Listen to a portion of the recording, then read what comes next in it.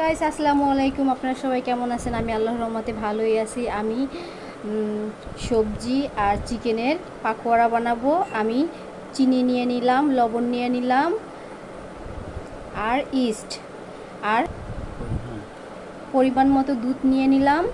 দুধটা একটু গরম হবে, হালকা গরম। এখন আমি ময়দাগুলি দিয়ে দিব। তারপর আমি দিয়ে দিলাম পরিমাণ মতো তেল। আমি সুন্দর করে মিক্স করে নিব। আমার মিক্স করা হয়ে গেছে। এখন আমি এটাকে ঢেকে রাখবো। 10 মিনিট পর আবার আসবো। আমি সিদ্ধ করে রেখেছিলাম মুরগির মাংসগুলি আর আলু। এখন আমি পরিমাণ মতো তেল দিয়ে দিব। পেঁয়াজ কুচি দিয়ে দিলাম।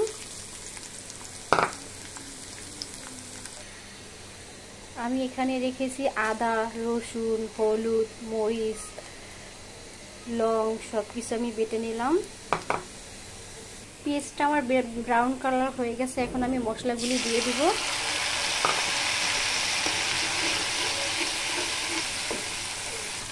আমার মশলা কষানো হয়ে গেছে গা। আমি মুরগির মাংসটা আগে থেকে ভেজে সিদ্ধ করে রেখেছিলাম আর সবজি দিয়েছি আলু। এখন আমি সুন্দর করে মশলাটাকে মাংসের ভিতর নেড়ে নিব।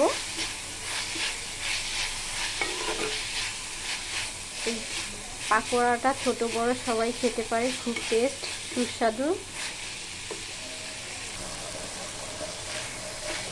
আমার চিকেন সবজিটা হয়ে গেছে। এখন আমি তুলে নিব। মাশাআল্লাহ অনেক সুন্দর ফুলছে। এখন আমি সুন্দর করে গোল করে নিলাম।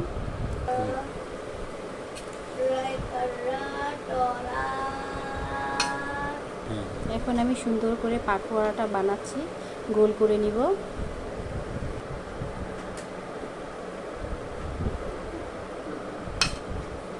আমি সুন্দর করে গোল করে নিব।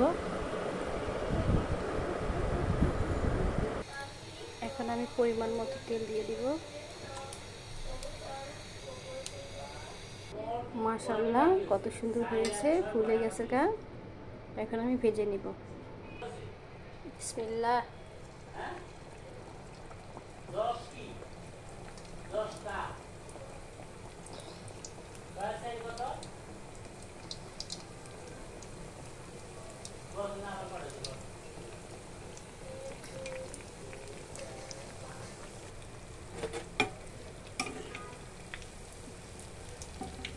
এখন আমি সুন্দর করে ভেজে নিব।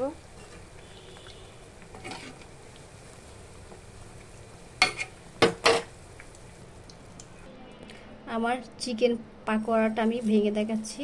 মাশাআল্লাহ অনেক সফট, অনেক সুস্বাদু।